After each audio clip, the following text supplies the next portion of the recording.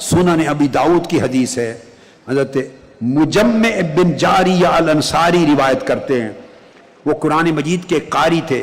वो कहते थे कि जब हम हुदैबिया में थे, पलट के वापस गए तो आलम ये था कि जब वापस जाने से पहले फिर आका ने फरमाया कि कुर्बानियां कर दो, एहराम खोल दो, 3 बार फरमाया। सहाबा कराम इतने गमज़दा थे कि सर झुका के बैठे थे, न कोई उठा, न किसी ने एहराम खोला, न कुर्बानी की।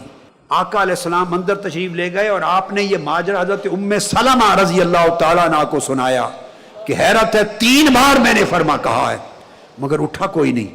आपने फरमाया आका वो गम में हैं, आका वो दुखी हैं, आका वो निढाल हैं, आप परेशान ना हो, आप उनसे न फरमाएं इस हाल में, ये करें आप खुद कुर्बानी कर दें अपनी और एहराम खोल दें। आपको देखकर कोई शख्स नहीं रहेगा, हर कोई आपकी इताअत कर देगा, इत्तिबा। फिर आका अलैहिस्सलाम निकले, आपने एहराम खोला, कुर्बानी कर दी। आपको देखते ही 1400 सहाबा सारे हुजूर की इत्तिबा में आगे बढ़ गए।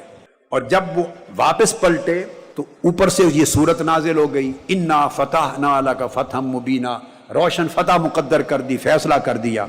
तो सुनन अबी दाऊद की हदीस है, सहाबा कहते हैं कि जब ये आयत उतरी तो ये आयत पढ़ी, फ़क़ाल रजुलन, तो उसी काफिले में एक मुसलमान शख्स खड़ा हुआ, कहने लगा या रसूल अल्लाह अफतहुन होगा, क्या ये फतह है? क़ाल नअम, आका ने फरमाया हाँ, तुम्हें खबर नहीं, यही फतह है।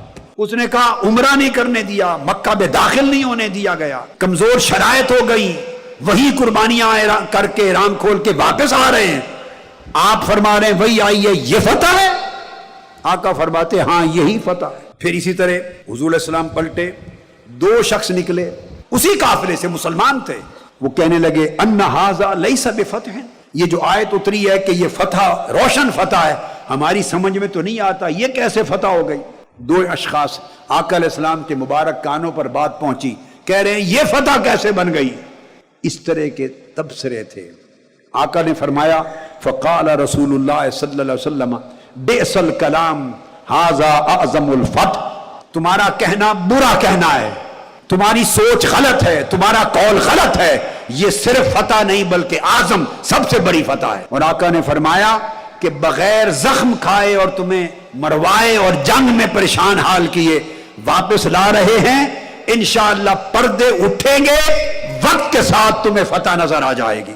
फिर हजरत बरा रिवायत करते हैं सही बुखारी में फरमाते हैं जब वक्त गुजर गया और खैबर फतह हुआ और फतूहात हुई और फिर खैबर फतह होने के बाद फिर मक्का फतह हुआ, तो हमारे ऊपर सालों में जाके राज खुला कि जो असल फतह है वो फतह मक्का नहीं थी बल्कि असल फतह फतेह हुदैबिया थी। चूंकि फतह मक्का का रास्ता हुदैबिया की फतह मुबीना से खुला। शर्त लगा दी कि आप अहले मदीना के खिलाफ सपोर्ट नहीं करेंगे, मदीना वाले जंग में मक्का के खिलाफ किसी के साथ शरीक नहीं होंगे। दोनों तरफ पाबंद हो गए। आका अलैहिस्सलाम ने खबर सुनी कि यहूद खैबर में तैयारी कर रहे हैं मदीना पर हमले की। मेरे आका ने मुआहदा के जरिए मक्का वालों को पाबंद कर दिया कि अब वो खैबर के यहूदियों की मदद नहीं कर सकते। मुआहदा हो गया।